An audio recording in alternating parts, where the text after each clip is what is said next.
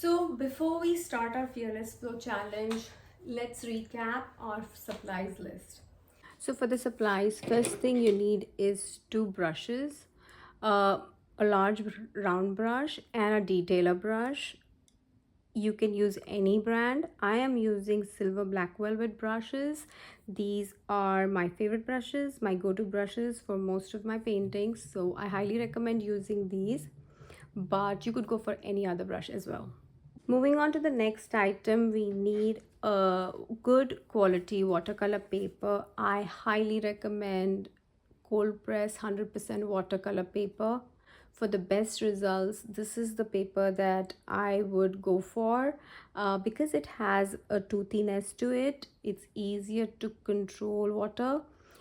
If you go for a smooth textured hot press paper, the biggest disadvantage in my opinion is that it dries really fast. You have to work faster than what you would need to in the cold press paper. So I would highly recommend a cold press watercolor paper which is 100% cotton. The next item we need is paints. I am going to be using Cobalt Blue. I'm using the Winsor & Newton one. You could use any Cobalt Blue that you have in your palette. I'm using Indigo, which is Indigo by Rosa Art Gallery. I really love this color, and you will see why. It disperses really beautifully. I enjoy working with this color a lot. If you don't have the Rosa Art Gallery Indigo, the closest substitute is Payne's Gray. It'll give you the similar pigment, similar results. The only difference between these two is I like the dispersion and the way it bleeds. Payne's Gray is easier to control and doesn't flow beyond or doesn't disperse really fast, so it's easier to work with it. So yeah, these are my two uh, preferences, but I've given you the pros and cons of using each of them. So pick your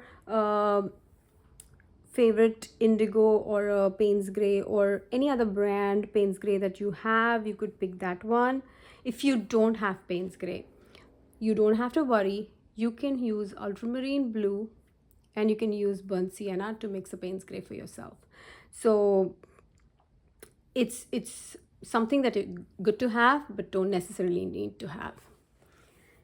The other things that we need are tape to secure our paper, a pad, secure a paper on so that it doesn't buckle, it doesn't move around, and you're able to work on it like over a period of time. So yeah, that's one thing you need. You need a palette to mix paint, so that's another thing that you need. A few paper towels or rag cloth. I would recommend a rag cloth over paper towel because it's age of sustainability and we must be conscious about it. So whatever you find handy, please use that. And then jars of clean water. This is your supplies list.